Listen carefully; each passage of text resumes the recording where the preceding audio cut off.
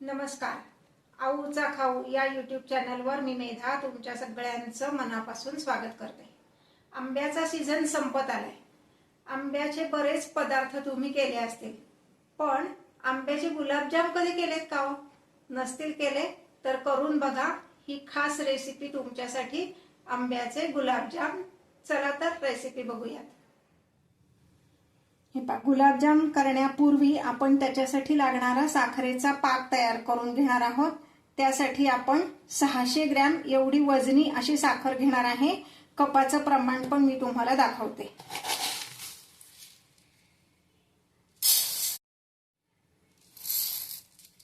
साधारणपणे 3 कप एवढी ही साखर होती. वजनी 600 ग्रॅम आणि कपानी 3 कप. कपानी का मोजून घ्यायची तर आपल्याला पाण्याचं प्रमाण कपानी मोजून घ्यायचंय, म्हणून साखर कपनी मोजून घ्यायची. म्हणजे जेवढी साखर असेल तेवढंच पाणी आपण घेणार आहोत. आता मी हे एका मोठ्या स्टीलच्या कढईत घेते. हे पहा, इथे गॅसवर मी एक कढई ठेवली आहे. त्यामध्ये मी 3 कप साखर घालणार आहे आणि त्यातच 3 कप एवढं पाणी घालायचंय.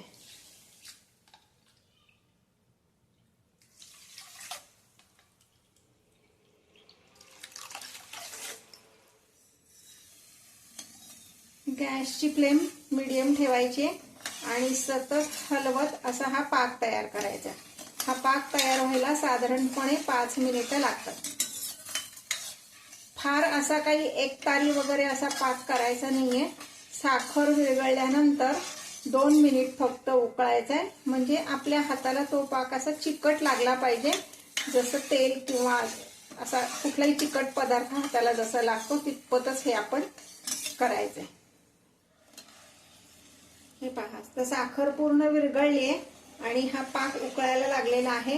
हे उकळायला लागल्यापासून 1 मिनिट, अगदी सुरुवातीला म्हणजे नवीनच करत असाल तर घड्याळ लावून टायमर लावून 1 मिनिट उकळायचे. त्यामध्ये मी टाकणार आहे 4 वेलदोडे, अख्खेच टाकणार आहे त्याचा सुगंध येण्यासाठी. तुमच्याकडे पावडर असेल तर पावडर टाकली तरी चालेल. आणि ह्यामध्ये मी घालणार आहे लिंबू फूल, अगदी 1 पिंच. म्हणजे माझ्याकडे लिंबू नाहीये म्हणून मी लिंबू फूल घालते. त्याला सायट्रिक ऍसिड असं म्हणतात. त्याच्यामुळं काय होतं, पाक क्रिस्टलाइज होत नाही. तुमच्याकडे जर लिंबू असेल तर अर्धा लिंबू पिळा, काही हरकत नाही, त्याचाही स्वाद चांगला लागतो. फक्त अगदी पाक आंबट होईल असं बघायचं नाही.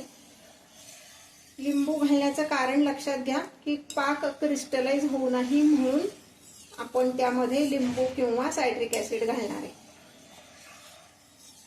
तुम्हाला आवडत असेल तर ह्यामध्ये तुम्ही रंग घातलात तरी चालणार आहे. कुठलाही रंग किंवा केवडा इसेन्स, केशर इसेन्स, तुमच्याकडे जे अवेलेबल असेल आणि जे आवडत असेल ते तुम्ही घालू शकता.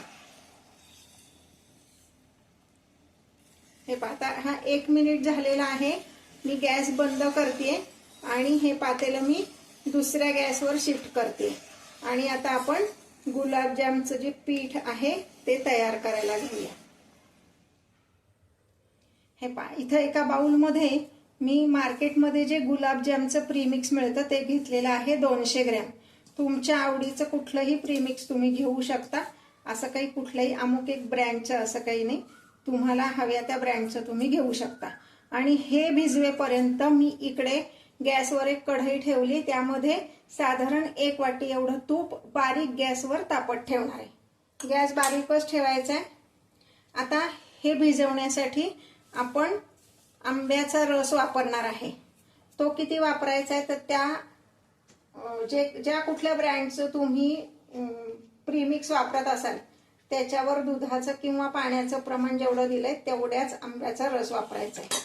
म्हणजे साधारणपणे प्रत्येक कुठल्याही ब्रँडचं तुम्ही प्रीमिक्स घेतलं तरी त्यांचं साधारण 120 ml एवढं पाणी किंवा दूध वापरा असं ते सांगतात.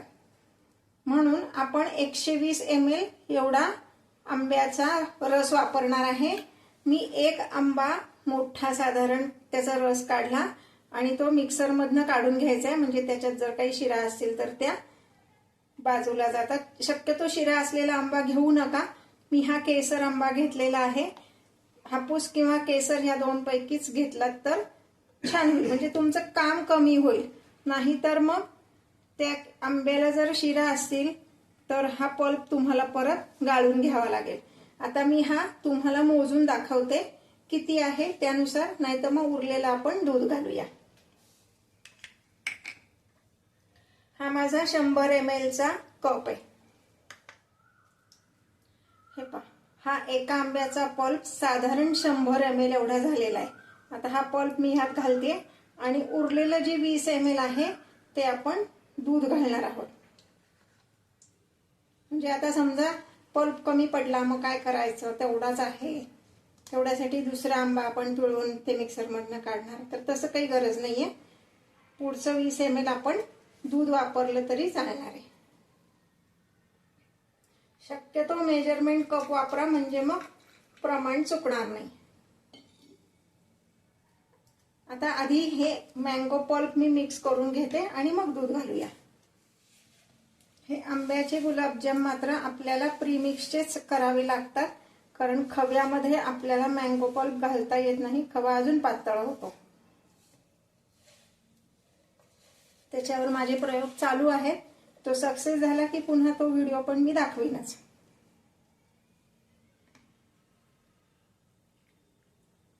सगळं 120 ml आपण टोटल वापरायचं आहे. म्हणजे 100 ml एवढा मँगो पल्प वापरला, पुढचं 20 ml एवढं दूध वापरलं. कदाचित एखाद चमचा जास्ती पण लागू शकतो, कारण हे आपण जेव्हा भिजवून ठेवतो 5 मिनिट तरी ते आपल्याला भिजवायचं आहे, मग ते घट्ट होतं. म्हणून एखाद चमचा नंतर बघायचा आपण 5 मिनिटांनी. आता मी किंचित तेलाचा किंवा तुपाचा हात घेऊन हे थोडंसं 5 मिनिट बाजूला ठेवणार आहे. किंचित असा तुपाचा हात घ्यायचा आहे आणि हे आपण सगळं असं मळून घ्यायचंय. फार मळायची गरज नाहीये, फक्त सगळं या भांड्याला जे लागले ते आपण काढून घेणार आहे. आता हे किंचित पातळ वाटते, थोड्या वेळाने घट्ट होईल. आपल्याला थोडंसं तरी दूध ह्यात अजून घालावं लागणार आहे. 5 मिनिटांनी आपण पुन्हा हे बघूयात. हे आता 5 मिनिटांनी हे असं तयार झालेलं आहे. किंचित ह्यात दूध लागणार आहे, म्हणजे अगदी अर्धा चमचा.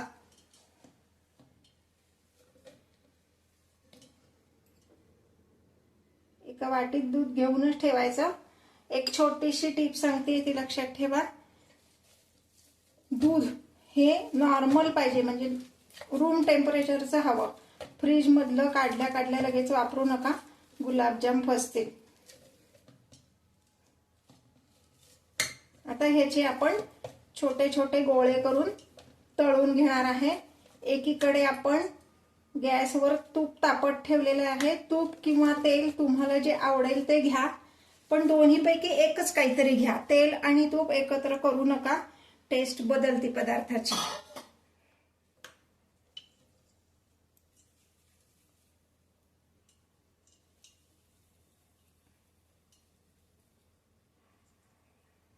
असे छोटे छोटे, याच्यापेक्षा छोटे तुम्हाला हवे असतील तर तुम्ही करू शकता, कारण पाकात घातल्यावर तो छान फुलतो, डबल होतो साधारण.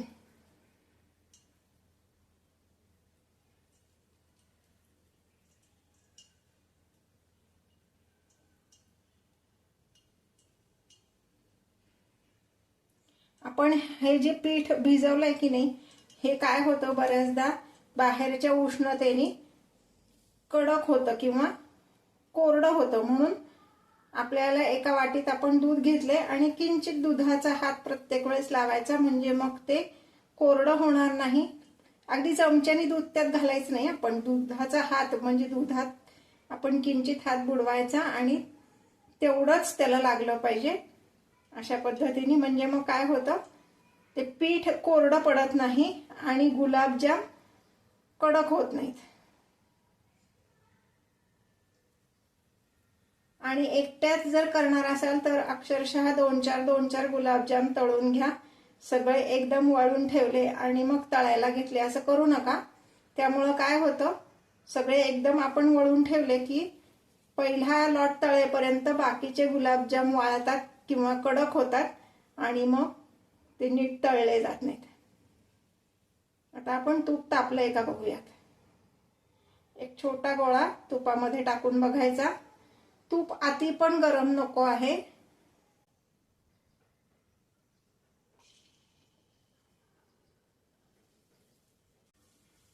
तूप परफेक्ट तापलेला आहे.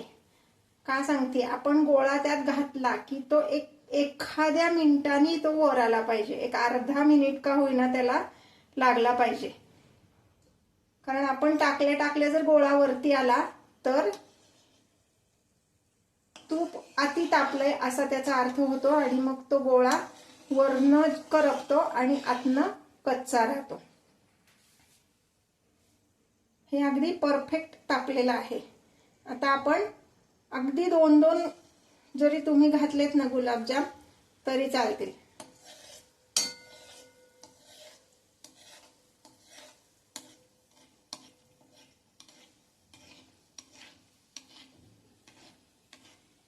गुलाबजामला धारा लागता कामा नये. तेल कडेचं हलवायचं आहे म्हणजे मग ते छान तळले जातात. गॅसची फ्लेम मी लोच ठेवलेली आहे. मदतीला तुम्हाला कोणी दुसरं असेल तर मग एकीने गुलाबजाम तळायचे आणि एकीने वळायचे असं तुम्ही करू शकता. पण आता मी एकटीच करते म्हणून मी अक्षरशः 2-2 फक्त गुलाबजाम तळणार आहे. आणि तूप पण कमी लागतं. मग आपण कमी थोड्या तेलात किंवा तुपात तळायचं तर, नाहीतर मग ते तळणीचं तूप किंवा तेल संपवणं हा एक आपला टास्क बनतो. जेव्हा आपण अगदी 200-400 ग्रॅमचे गुलाबजाम करणार आहे तर तेल किंवा तूप जे काय वापराल ते कमी वापरा म्हणजे मग ते संपून जातं पटकन. हे पहा किती छान रंग येतो आणि तळतानाच तुम्हाला कळलं असेल आपण आधी जे गुलाबजाम वळलेले घातले होते त्याच्यापेक्षा हा दुप्पट आकार झालेला आहे. मी जे व्हिडिओज तुम्हाला दाखवते ते आवडत असतील तर लाईक आणि कमेंट करायला विसरू नका. आत्ता तर आंब्याचं सीझन चालू आहे त्यामुळं तुम्ही घरात एखादा आंबा वापरून हे गुलाबजाम करू शकता. पण जर ऑफ सीझनला तुम्हाला करायचं असेल तर रेडीमेड जो मँगो पल्प मिळतो तो वापरून सुद्धा तुम्ही मँगो गुलाबजाम करू शकता. फक्त मगाशी जी टिप मी दुधासाठी सांगितली की फ्रीज मध्ये ठेवलेलं दूध वापरायचं नाही, रूम टेम्परेचरचं वापरायचं. तसंच तो जो मँगो पल्प आहे तो फ्रीज मध्ये ठेवलेला वापरायचा नाही, तो आपल्याला रूम टेम्परेचरचा वापरायचा आहे.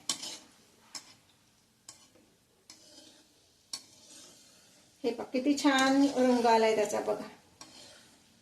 तुम्हाला आवडत असेल तर ह्याच्यापेक्षाही अजून रंग बदलेपर्यंत थोडासा डार्क ब्राऊन होईपर्यंत तळलात तरी चालेल. ती आवड तुमची असेल. आता मी हे एका बाउल मध्ये काढून घेते आणि पुढचे सगळे गुलाबजाम ह्याच पद्धतीने तळून घेते. हे पहा हा पाक कितपत करायचा ते तुम्हाला दाखवते. असं जर बोटावर घेतलात तर हे असं चिकट किंचित हाताला चिकट लागला पाहिजे. म्हणजे जसं तेल आपण हातावर घेतल्यावर कसं लागतं तसंच. आता जेवढे गुलाबजाम माझे तळून झालेत तेवढे मी हात घालते.